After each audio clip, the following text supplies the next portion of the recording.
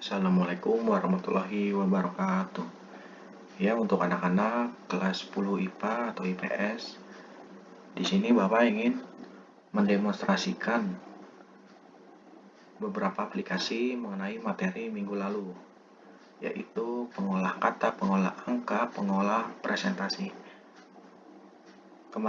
Minggu kemarin, sudah Bapak beri materi mengenai atau membahas Microsoft Word, Microsoft Excel, bahkan Microsoft PowerPoint. Di situ sudah Bapak jabarkan masing-masing struktur kegunaannya, kelebihan bahkan kekurangannya. Nah, di sini Bapak ingin mendemokan atau mengetahui dasar-dasar dari 3 aplikasi tersebut. Pertama, pengolah kata atau Microsoft Word. Nah, di situ Bapak sudah tandai garis kotak persegi panjang warna merah, dan di situ sudah tertera nama-namanya. Kita bahas arti, bahkan pengertian atau contohnya. Pertama, Quick Access Toolbar. Di situ ada save, undo, perintah, repeat. Tuh. Lalu ada menu bar. Menu bar berisi perintah alat-alat umum yang sudah dikelompokkan sesuai fungsinya. Menu pada umumnya yang sering digunakan yaitu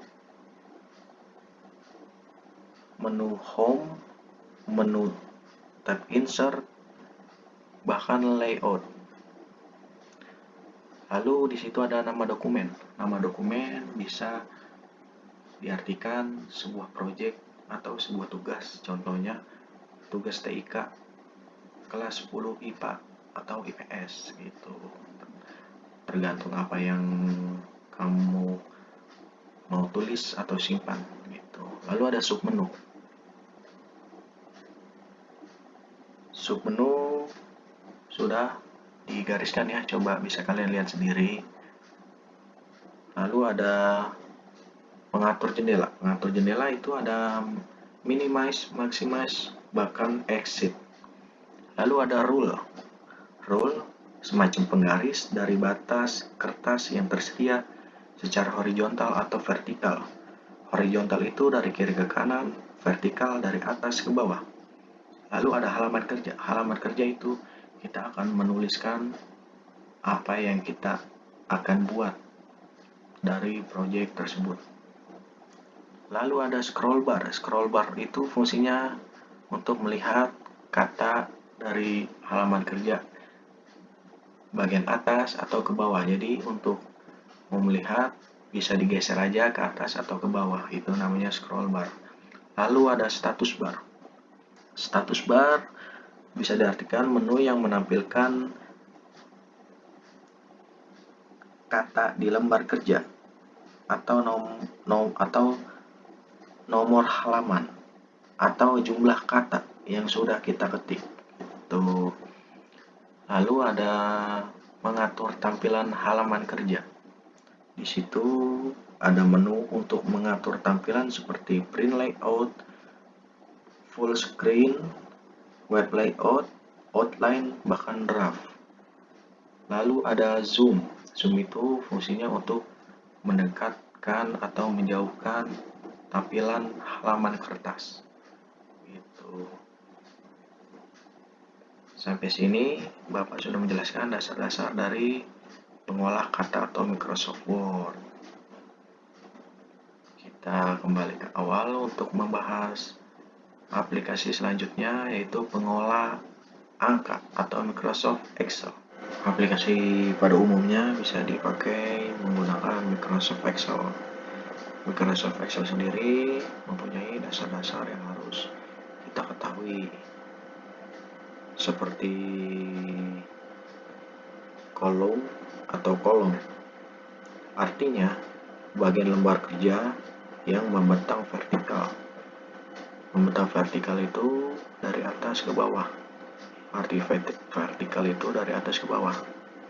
Contoh Bapak tandai dengan huruf A, B, C, dan seterusnya. Vertikal itu dari atas ke bawah. Lalu ada row atau baris. Kebalikan dari vertikal yaitu horizontal. Baris artinya baris yang membentang secara horizontal. Berarti Bapak tandai dengan angka huruf 1, 2, 3 dari kiri ke kanan. Itu namanya horizontal. Kemudian ada sel. Fungsinya pertemuan dari kolom atau baris yang berbentuk kotak kecil yang berfungsi untuk menginput dan menampung data. Ini namanya kotak kecil ya. Ini namanya kotak kecil. Contoh di sini akan Bapak berikan contoh ini. Kita lihat di sini ada kodenya. Kodenya itu B3. Bisa diartikan dari kolom B baris ke 3. Dari kolom B baris ke 3. Lalu ada A2. Ini contoh kedua. A2 bisa diartikan kolom A baris kedua. Kolom A baris kedua. Oke, kita lanjut ya. Kemudian ada sel aktif. Sel yang kita gunakan untuk memasukkan data atau mengedit data. Sel aktif ditandai oleh batas garis yang tebal. Batas garis yang tebal. Dan terdapat kotak kecil di bawah pojok kanan. Baris tebal dan ada kotak kecil di bawah. Sel aktif itu kita bisa memasukkan data atau mengedit data. Contoh, Bapak akan tuliskan sebuah nama, yaitu Aldi. Nah, udah selesai. Lalu Bapak akan fungsi kotak kecil ini yang di pojok kanan bawah, fungsinya untuk menarik ke bawah gitu. Jadi mengcopy otomatis atau menduplikat otomatis. Ini fungsinya baik atau bisa semacam penambahan atau pengurangan. Jadi hasilnya akan terotomatis nambah sendiri, itu menambah dengan sendirinya. Kemudian ada istilah rank atau rentang. Bisa berfungsi kumpulan dari beberapa sel dari sebuah lembar kerja. Diulang, kumpulan dari beberapa sel dari sebuah lembar kerja. Contoh, rentang A2 kolom A baris kedua, rentang A sampai dengan rentang B3. Rentang dari awalan rentang A2 sampai dengan rentang B3. Nah, itu contoh rank atau rentang. Bisa Bapak berikan contoh ya. Ini contohnya dari awalan rentang A2 kolom A baris kedua sampai dengan B3 kolom B baris ketiga. Nah, ini rentang nih. Rentang itu di tengah-tengah. Itu. Sampai sini Bapak sudah memberikan dasar-dasar dari Microsoft Excel yang seharusnya kalian tahu dan kalian pelajari. Lalu kita akan kembali untuk membahas aplikasi selanjutnya. Terakhir yaitu pengolah presentasi. Biasa dipakai aplikasinya Microsoft PowerPoint. Nah, di sini Bapak sudah tampilkan tampilan pada aplikasi PowerPoint. Di situ sudah Bapak tandai dan beri nama-namanya. Kita bahas satu-satu ya. Pertama ada Office button. Digunakan untuk mengakses perintah-perintah dasar yang berhubungan dengan dokumen atau file yang kita buat, seperti perintah membuka file baru, mencetak, menyimpan, dan menutup lembar kerja. Kemudian ada Quick Access Toolbar.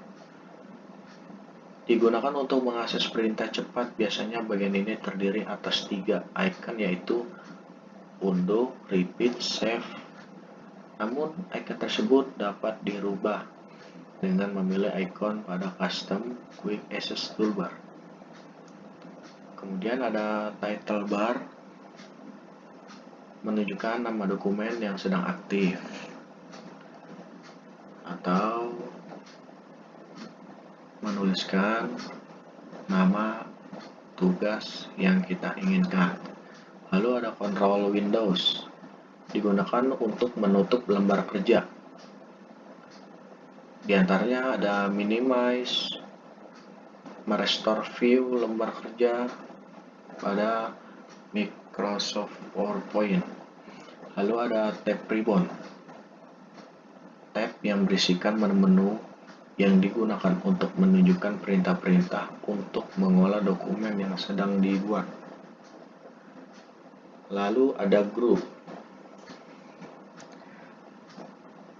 Group sebuah kumpulan tool yang memiliki kesamaan fungsi. Lalu ada ribbon.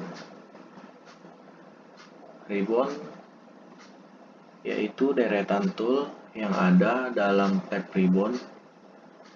Ribbon memiliki berbagai macam fungsi dan kegunaan dalam membuat atau mengedit dokumen yang dibuat.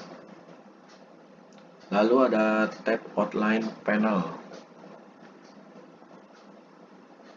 Di situ bisa diartikan tombol yang digunakan untuk menampilkan outline panel atau deretan panel yang telah dibuat. Kemudian ada slide panel, deretan slide yang telah dibuat dan ditampilkan dalam bentuk thumbnail atau mini slide. Lalu ada slide number, tampilan yang terletak pada pojok sebelah kiri yang berguna untuk menampilkan urutan nomor slide. Untuk menampilkan nomor slide. Lalu ada note, tempat yang digunakan untuk menulis teks. Tempat untuk menuliskan sebuah teks atau catatan petunjuk, referensi untuk presentasi. Biasa saja dalam setiap slide memiliki catatan masing-masing sesuai dengan kebutuhan. Lalu ada view mode. Nih, view mode ya. Di sebelah pojok kanan bawah. Bagian menampilkan pilihan tool yang digunakan untuk mengatur mode. Di antaranya ada tampilan slide normal, slide sorter, atau untuk menjalankan presentasi. Biasa menjalankan presentasi itu yang sebelah kanan. Ini sebelah kanan. Ya, yang sebelah kanan ini. Lalu ada zoom. Zoom fungsinya untuk mengatur, memperbesar, atau memperkecil tampilan slide. Ini ya, kalau mau perbesar ke kanan, kalau mau perkecil ke kiri. Itu. Lalu ada placeholder. Bisa diartikan kotak data yang tersedia. Kotak data yang tersedia secara default memiliki default kotak data tersebut. Dapat kita ubah sesuai dengan dokumen presentasi yang ada. Nah, biasanya